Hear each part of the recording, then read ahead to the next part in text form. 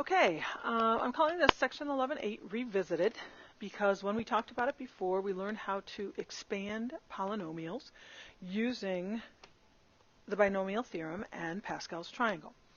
So yes, we're going to be doing that same thing now, but look back at this, and I want you to start as a warm-up and see if you remember how to expand the quantity x plus y to the 9th power.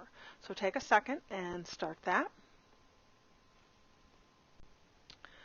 Okay, if you haven't had enough time, or if you have, you should have a expanded version of that down. We'll notice some characteristics here shortly.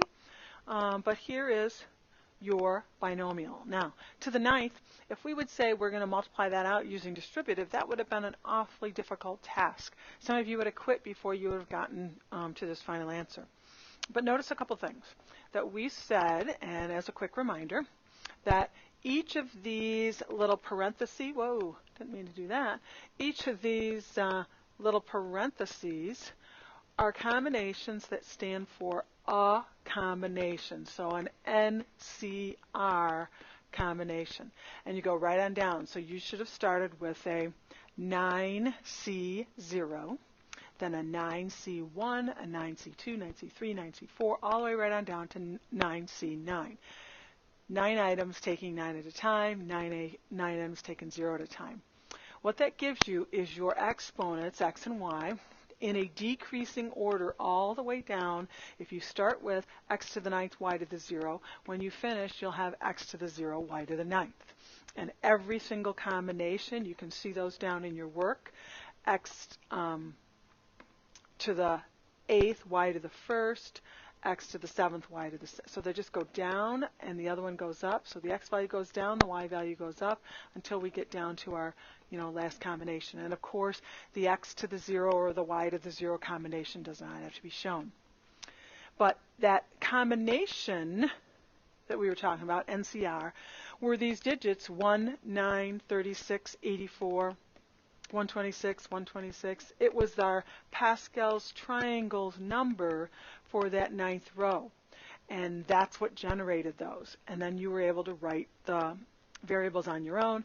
And you had this probably within a few minutes if you remember how to generate the whole list at once rather than individual terms. So that binomial theorem is going to be important, and we're going to use it, show you how to use it with some probabilities in a minute. But remember one other thing. You can apply this same theorem to an expansion of a sum or difference of two monomials. And in this case, we have the 2, the x.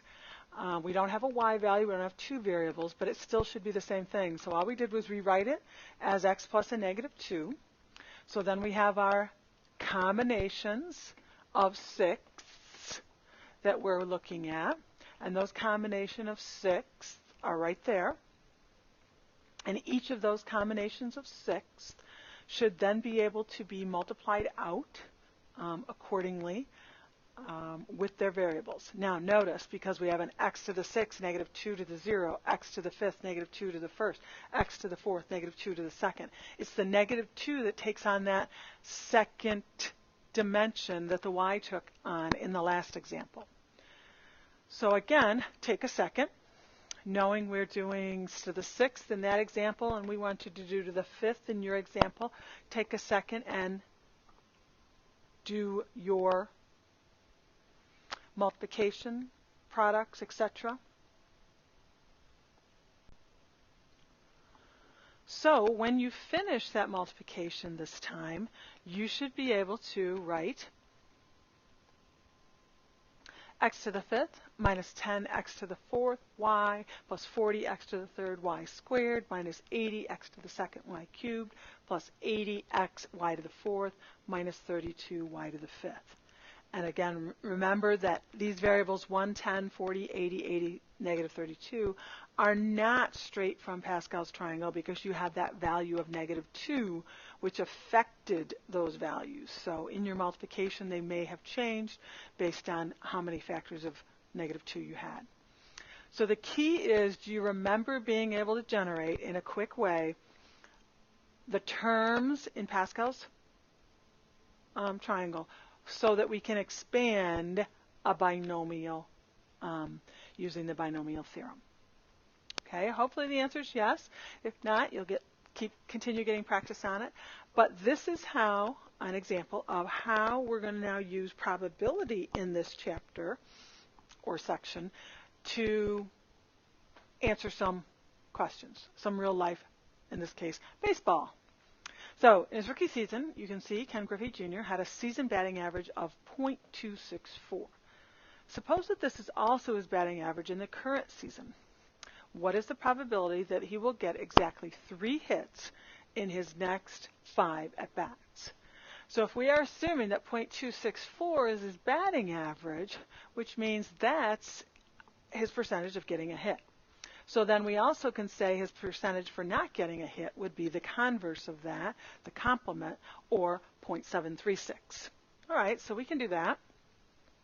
Now, knowing that he's going to get a hit, and it said in his next 5 at-bats, well, then we'll use that to the 5th power to represent his at-bats. So think about how this works. We're going to use the binomial theorem because there are only 2 possible outcomes. He either gets a hit or doesn't. We'll substitute the .264 for x and the .736 for not a hit for y, and the number of times at bat will be the exponent. So in doing that, let's look at what it looks like. So here you go. There are no variables now, which makes it nice. You still have your binomial combinations where you do an NCR. Okay, so we still have all that involved. So we'd have to do 5, 0, 5, 1, 5, 2, 5, 3, 5, 4, and 5, 5 using the NCR combination. And then you've got the .264 to the 5th, .736 to the 0. In the next term, .264 to the 4th, .736 to the 0.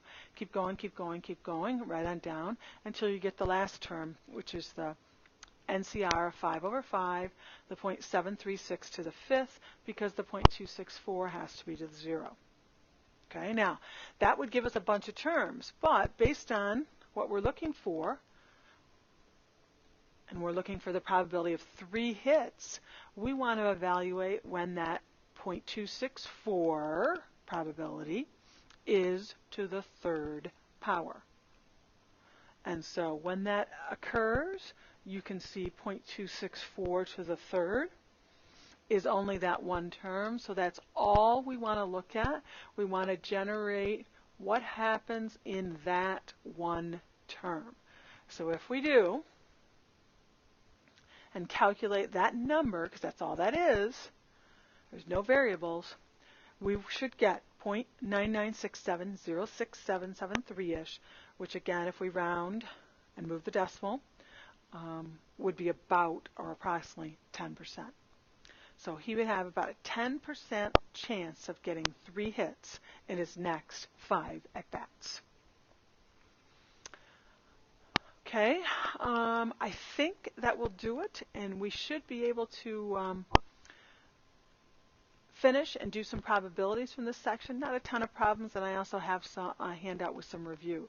But being able to use probability and the binomial theorem are 2 good things to have in your arsenal.